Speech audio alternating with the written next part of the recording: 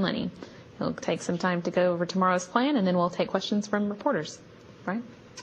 Good morning. It has been a great day so far in space. Discovery and her crew are doing fabulous and getting all ready for entry tomorrow. Today the crew woke up about 11:21 Central Time. We completed our flight control system checkout, which is our nominal activity we do the day before landing. Go verify that all the systems are in good shape. We also did our reaction control system hot fire. We went and fired all 38 thrusters twice this time, and they were all working well. So all those systems are in great shape, ready to support entry tomorrow. One other activity for today, we're going to do an orbit adjust about 12:31 Central Time today, so just a couple hours from now. The reason we're doing that orbit adjust is for the first KSC opportunity tomorrow, we wanted to adjust the cross range just slightly so that the first roll reversal would not occur during the boundary layer transition detailed test objective that we're performing. As a reminder, the DTO that we're doing is there to, we have a fixed protuberance on the bottom side of the port wing, and we're going to, it's about 1/3 of an inch high, and it's going to cause the boundary layer to transition into about Mach 18, so we want to avoid the roll reversal around that time period. And this will give us some data on the aero heating during entry and allow us to understand what's going on underneath the orbiter surface during entry. The crew will go to bed about 3:21 p.m. today. To talk about our consumable status, right now our consumables support intermission +2. So we've got Monday's a nominal intermission day. Tuesday morning will be our weather extension day. Wednesday we're calling our systems wave off day. So the strategy right now, we're going to call up KSC for Monday. For Tuesday, that's our pick'em day, and we'll look at the landing sites to see how they're doing. Right now I'm a little bit concerned that White Sands will be a little bit wet. The runway will be a little red, what we call red. It'll be no-go for landing due to rains in the area.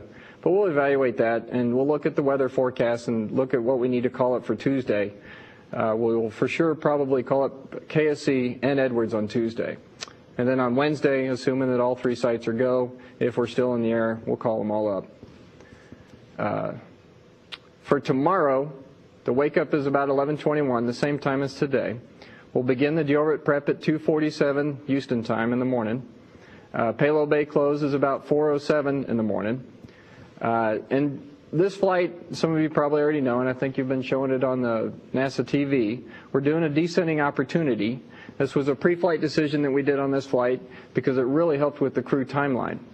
The neat thing about the descending opportunity is it's going to come across the country, and folks will get a good opportunity, hopefully, to see the orbiter as it goes overhead.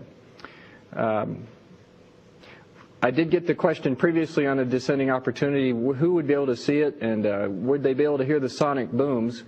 And from what I remember on STS-120, folks could hear the sonic boom almost as far north as Nebraska. So y'all will have to report back to me to hear what we see, to what y'all hear out there, but hopefully we'll be able to get a good opportunity to see it. Our KSC first opportunity, the ignition for the burn is at 6:43 Central. Our landing is about 7:48 in the morning Central Time. That's a landing time in Florida of about 8:48. Let's see, up on the monitor we have the ground track for what the orbiter is going to do across the country. We'll cross over Canada, coming across the Pacific Ocean into Canada just above where the Winter Olympics were. The vehicle will be about 243,000 feet at that point, traveling at a speed of about Mach 23, moving very fast, very high. And you can see it transitions down into the country, crossing through many of the states across the country. We took a quick look at the weather forecast, and we think the western side of the United States will be relatively clear, so hopefully folks there will get a view.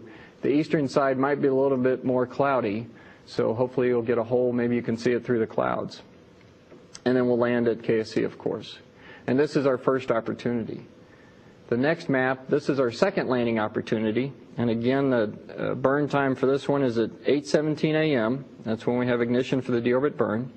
Landing is at 9:23 Central Time, and again it crosses the country a little bit lower, a little further south, but makes a diagonal right across the country, so a lot of folks hopefully will get an opportunity to see the vehicle go overhead if we end up on this deorbit opportunity. I did want to make one final note. I know folks have been watching the volcano out in Iceland over the Atlantic. And the volcanic ash will not be a concern at all for landing.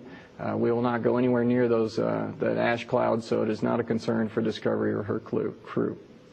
I think that's all I got now, if y'all have any questions. Okay, we'll start here in the room. Go ahead. Mark Carreau for Aviation Week. What's the limiting consumable, and can you talk a little bit about the power conservation steps you took this morning and sort of how that plays into how far out you could go if necessary? Sure. The limiting consumable is cryogenic oxygen that we use to make power, electricity for the orbiter. When we looked at the weather, we're looking ahead, we decided it was prudent to go ahead and power down the vehicle a little bit more for some of the equipment we're not using. So we put in effect what I call a Group C power down, which is one of our standard procedures we use for wave-off days. So we essentially just did that a day early. And that'll help us buy some hours of cryogenic margin,